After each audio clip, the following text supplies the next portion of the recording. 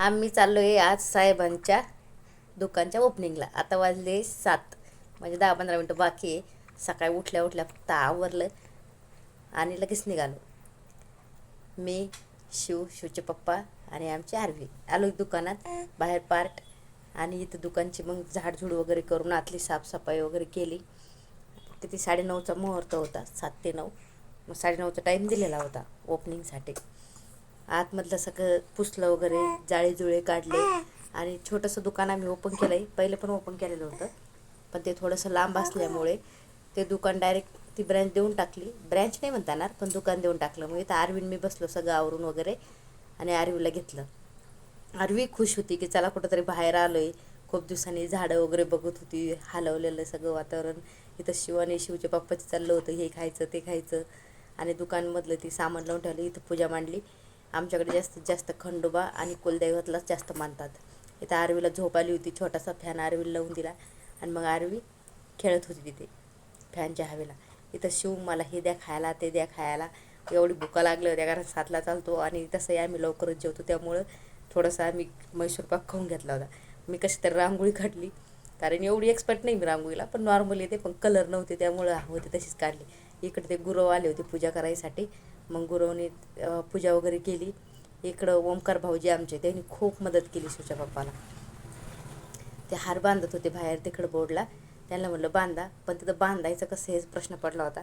कारण एक दोरी द्वारा लावायला जास्त द्वारा नव्हता आणि एकेरी द्वारा लावला तर ती वजन खाली येईल. म्हणून मी म्हटलं राहू द्या, तुमचे भाऊ लावते, विनाकारण पडलं गिटलं तर विनाकारण आपल्या दोघांवर रागवते ते. मग गुरवला काय पाहिजे, त्यांना पाहिजे होती वही. मग त्यांना वही द्यायसाठी ते गेले आणि हार इथं लावायला पुन्हा आले.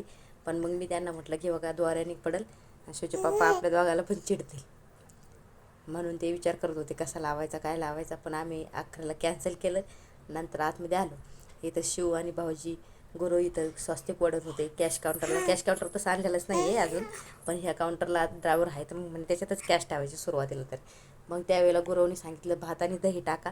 मग मी भात आणि दही चौ बाजूने टाकलं, चारी बाजूने भात आणि दही टाकलं.